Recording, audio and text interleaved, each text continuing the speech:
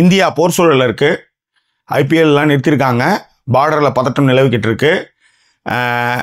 பதிலடி கொடுக்கணும், அதில் மாற்ற கருத்து கிடையாது. ஏன்னா ஏற்கனவே வந்து பாகிஸ்தான் நம்மளை வந்து அவ்வளோ டார்ச்சர் பண்ணியிருக்காங்க. பதிலடி கொடுக்கணும்னாலும் இழப்புகள் ரெண்டு பக்கமும் தான். மிக முக்கியமாக பார்டரில் இருக்கிறவங்களுடைய நிலைமையை யோசிச்சு பாருங்கள். நம்ம சொஃபிஸ்டிகேட்டடாக இருந்துக்கிட்டு பாம்பு போட்டாங்க, அது போட்டாங்க, இது போட்டாங்கன்னு பொய் செய்திகள்லாம் கொடுத்துட்ருக்காங்க. இந்திய வெளியுறவுத்துறை சொல்லியிருக்கு, தயவுசெய்து பொய் செய்திகளை வெளியிடாதீங்க, நாங்கள் கொடுக்குற செய்திகள் நீங்கள் சொன்னால் போதும் அப்படின்ட்டு. சமீபத்தில் ஒரு மீம் பார்த்தேன். பார்டரில் இருக்கிற குடும்பங்கள் வந்து போர் வேணான்னு சொல்லுது.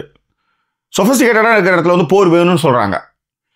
உங்கள் பிள்ளைங்க யாராவது வந்து ஆர்மியில் இருந்தாங்கன்னா உங்களுக்கு அந்த கஷ்டம் நஷ்டம் தெரியும். அதே மாதிரி நீங்கள் பார்டரில் இருந்தீங்கன்னா உங்களுக்கு அந்த கஷ்டம் என்னன்னு தெரியும். ஸோ அதனால் போர் வந்து இரு பக்கமே வந்து லாஸ் தான். அதில் மட்டும் கிடையாது, எதிரி வந்து இழப்பதற்கு ஒன்றுமே கிடையாது. ஆனால் நம்ம வந்து வளர்ந்து வரக்கூடிய இடத்துல இருக்கோம். நாம் ஒரு போரை சந்தித்தோம்னா பெரிய லாஸ் நம்மளுக்கு தான், அவனுக்கு ஒன்றுமே கிடையாது. ஸோ இந்த மாதிரியான ஒரு சூழலில் போர் வந்தால் என்னெல்லாம் நடக்கணும்னு ஒன்று இருக்குல்ல. இப்போ சமீபத்தில் ஈட்டர்நெட் அப்படின்னு ஒரு வெப்சீரிஸ், மினி வெப்சீரிஸு, ஒரு 6 எபிசோடு தான் பார்த்தேன்.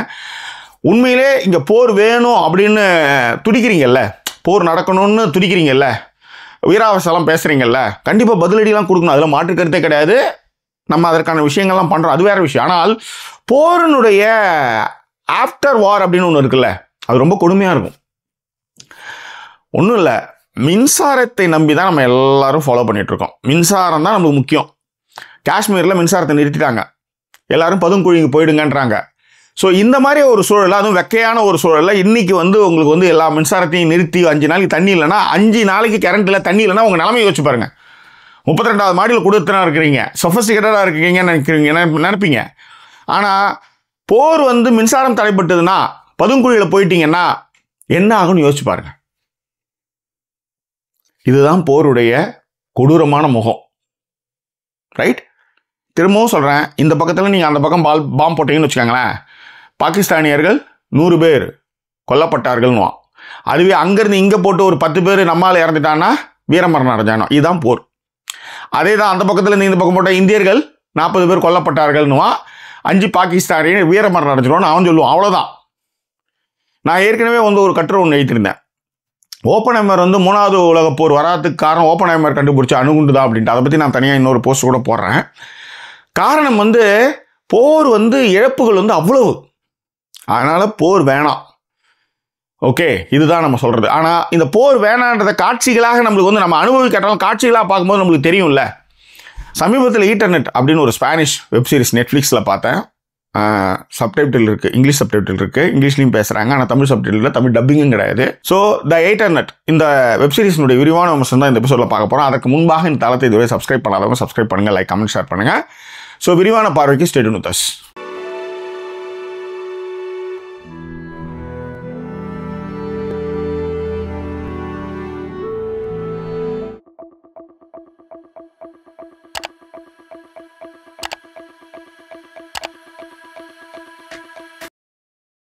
த ஈட்டர்நெட், இந்த ஸ்பானிஷ் வெப்சீரிஸ் வந்து நண்பர் சங்கர் சொன்னார், பாருங்கள் தரமான விஷயம் அப்படின்னாரு. நானும் பார்த்தேன். உண்மையிலே ஃபஸ்ட்டு எபிசோடெலாம் மிரட்டிட்டானுங்க. உதாரணத்துக்கு வந்து ஒரு ஃப்ரெண்ட்ஸ் ஆஃப் பீப்புள் வந்து என்ன பண்ணுறானுங்க, ஜாலியாக வந்து சரக்கு போட்டு எல்லாம் உட்காந்து பேசிகிட்டு இருக்கானுங்க. ஓகே, திடீர்னு பார்த்தா வீட்டை விட்டு வெளியே போனவங்க எல்லாம் மயங்கி உழறாங்க, செத்து போகிறாங்க. திடீர்னு வந்து பனி பெய்ய ஆரம்பிக்குது. அதுவரையும் வந்து ரோடு வந்து க்ளீனாக இருக்குது. அதுக்கப்புறம் பனி பெய்ய ஆரம்பித்ததுக்கப்புறம் வெளியில் நீங்கள் போனாலே செத்து போகிறீங்கன்ற மாதிரி ஒரு சூழல் வருது. அதாவது வெளியில் நீங்கள் ஒன்றும் இல்லை, வீட்டில் இருக்கும்போது பிரச்சனை இல்லை, வீட்டை விட்டு தாண்டி நீங்கள் பனி கொட்டுற இடத்துக்கு நீங்கள் ரோட்டுக்கு போயிட்டீங்கனாலே செத்துருவீங்க. இப்போ ஃப்ரெண்ட்ஸ் எல்லாம் வந்து அவன் வீட்டுக்கு போகணும், ஏன்னா பொண்டாட்டி பிள்ளைலாம் அங்கங்கே இருக்குது. ஹீரோவுக்கும் பொண்டாட்டி இருக்குது, பொண்ணை வந்து எங்கே இருக்குன்னு தெரியல. இப்போ பொண்டாட்டியும் பிள்ளையும் அவன் பார்க்க போகணும். ஸோ ஹீரோ போய் பொண்டாட்டி பிள்ளைங்களை காப்பாற்றினானா இப்படி எல்லாரும் ரோட்டில் செத்து விடுறாங்களே, அதனுடைய காரணம் என்ன, ஏன் திடீர்னு பனி பெய்யுது, இதை நீங்கள் சீரியஸ் பார்த்தா நீங்கள் தெரிஞ்சுக்கணும், ரைட்? இது ஏன் அந்த வெப்சீரிஸை நான் வந்து தொடர்ந்து இதை பற்றி பேசுறதுக்கு காரணம் என்னென்னா, அந்த ஒன்றும் இல்லை, கரண்ட் இருக்காது. கரண்ட் இல்லைன்னா நீங்கள் என்ன பண்ணுவீங்கன்றது தான் அந்த படம், அந்த வெப்சீரிஸ் சொல்லுது. இதுதான் போர். இதுலேயும் வந்து ஒரு போர். ஓகே, நான் வந்து ஸ்பாய்லர் சொல்ல விரும்பல, அதனால் இதுலேயும் போர் தான். ஆனால் நீங்கள் யோசிச்சு பாருங்கள், ஒரு கரண்ட் இல்லைன்னா என்னெல்லாம் நடக்கும். திடீர் தாக்குதல் வரும்போது உங்கள் குடும்ப உறுப்பினர்களை நீங்கள் இழக்கும்போது இது எவ்வளோ வலிகளையும் வேதனைகளும் உண்டாக்கும் அப்படின்றது தான் இந்த வெப்சீரிஸ் நீங்கள் பார்க்கும்போது உங்களுக்கு புரியும். சரி, நான் எப்போ பார்த்தாலும் ஏன்பா நெருப்பை சொட்டா சுடும், அவ்வளோதான். நான் சுட்டு தான் பார்ப்பேன்னா அது ஒன்றும் பண்ண முடியாது. இது அனுபவங்கள் மூலமாக நம்ம சொல்கிறது தான் இது. ரைட். படத்தில் வந்து ரொம்ப பிடிச்ச கதாபாத்திரம்னா ஹீரோ தான், ரிக்கார்டோ டாரின். அவர் வந்து ஜுவான் கதாபாத்திரம் பண்ணியிருக்காரு. நீங்கள் நிறைய ஸ்பானிஷ் படங்கள் இவரை நீங்கள் பார்த்துருக்கலாம். ஸோ தான் வந்து இங்கே சேஃபாக இருக்கும், உயிரோடு இருக்கும். ஆனால் பொண்டாட்டியும் பிள்ளையும் என்னாச்சுன்னு தெரியாத ஒரு குடும்ப தலைவன் என்னெல்லாம் பண்ணுவான் அப்படின்ற மாதிரியான அந்த பதட்டத்தை மிக அழகாகவே வந்து பதிவு பண்ணியிருந்தாரு. இதில் என்னென்னா ஃபஸ்ட்டு சீனே பார்த்தீங்கன்னா எக்ஸ்-ஒய்ஃப் வீட்டில் தான் அவன் இருப்பான் ஹீரோ. அங்கேருந்தா கதை நடக்குமா? அது வந்து அது நீங்கள் படம் பார்க்கும்போது, வெப்சீரிஸ் பார்க்கும்போது உங்களுக்கு புரியும்.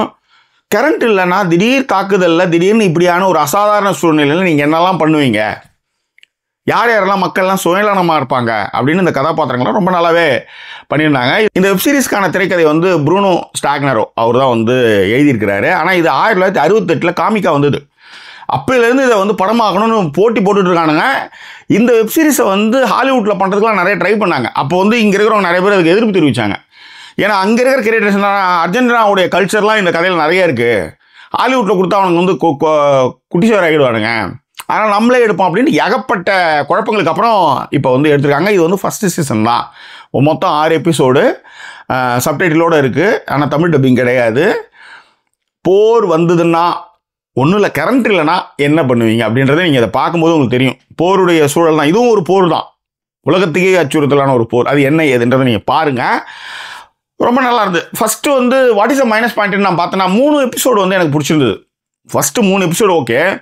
4வது எபிசோடு 5வது எபிசோடெலாம் வந்து நம்மளுக்கு இது மாதிரி நம்ம நிறைய படம் பார்த்துருக்கோம். 1989 90லே வந்து அபைஸ்னு ஒரு படம் எடுத்தார் ஜேம்ஸ் கேமரோன், டைட்டானிக்லாம் முன்னாடி. ஏன் அந்த படத்தை நான் சொல்கிறேன்னா அதெல்லாம் அப்பயே யோசிச்சானுங்க. ஓகே, ஸோ அப்படிலாம் வந்து யோசிக்கும்பொழுது நம்ம இந்த மாதிரி நிறைய கதைகள் பார்த்துருக்கோம். ஆனால் முதல் 3 எபிசோட் ரோட்டில் போகிறான், எல்லாம் உழுந்து சாவறான். அப்போ அவன் எப்படி வந்து ஒரு மனிதன் வந்து அதை எதிர்கொள்வான், இப்படி ஒரு விஷயம் வந்து அதை என்னெல்லாம் செய்வான். ஏன்னா மனித சமுதாயம் வந்து இவ்வளோ எவ்வளோ ஆகி வந்திருக்கிறது எல்லாமே இந்த மாதிரியான பிரச்சனைகளை செஞ்சு தான் வந்திருக்கான். அப்படி இருக்கும்போது அதை என்னெல்லாம் செய்வாங்க. அப்போ இப்போ நவநாகரிகமான உலகில் நீங்கள் உங்களுக்கு வந்து இன்டர்நெட் கிடையாது, ஃபோன் கிடையாது, கரண்ட் கிடையாது, எதுவுமே கிடையாது. அப்படி இருக்கும்போது நீங்கள் என்ன பண்ணுவீங்க அப்படின்ற ஒரு கேள்வி இருக்குல்ல. ஸோ அதுதான் இந்த படத்தில் வந்து இந்த வெப்சீரிஸில் அழகாக சொல்லியிருந்தாங்க. 4, 5, 6லாம் வந்து எனக்கு ஒன்றும் அந்தளவுக்கு இதுவாக இல்லை. ஆனால் 3 எபிசோடு வந்து தரோம், நீங்கள் வந்து அவசியம் பார்க்கலாம். 4, 5லாம் நீங்கள் ஓகே, ஏன்னா இப்போ திரும்ப அது வந்து 2வது சீசன் வரப்போகுது அது. ஸோ அதனால் அது ஒன்றும் பிரச்சனை கிடையாது.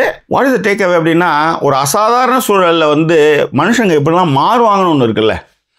அந்த சின்ன சின்ன வார்த்தைகள்லாம் எப்படிலாம் வந்து பூதாகாரமாகும் அப்படின்றது நீங்கள் வந்து இந்த 3 எபிசோடு பார்க்கும்போது உங்களுக்கே புரியும். இது ஒன்று.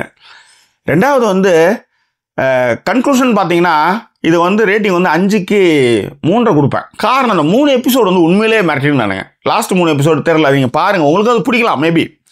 ஆனால் இதுதான் இருக்கிற விஷயம். ஏன்னா இப்படி ஒரு விஷயம் ஒன்று வரும்போதே நம்மளால் ஈஸியாக நம்மளுக்கு வந்து ப்ரெடிக்ட் பண்ண முடிஞ்சது. 3, 4, 5லாம் எனக்கு 5, 4, 5, 6லாம். ஸோ அதுதான் மேட்ரு. குழந்தைங்களோட பார்க்கலாமா? நான் பார்க்கலாம், குழந்தைங்களோட பார்க்கலாம். அதுக்கான எல்லா விஷயமும் இருக்குது. நீங்கள் வந்து ரொம்ப ரேட்டடான விஷயங்கள்லாம் எதுவும் இல்லை, அதனால் பார்த்து என்ஜாய் பண்ணலாம். வேறு என்ன உங்கள் கருத்துக்கள் பிரிண்டங்களை தெரியப்படுத்துங்க. இன்னும் வேறு எபிசோட் உங்களை நான் சந்திக்கிறேன். அதுவரை நன்றி கூறிய விருது உங்கள் ஜாக்கி சேகர். நன்றி, வணக்கம்.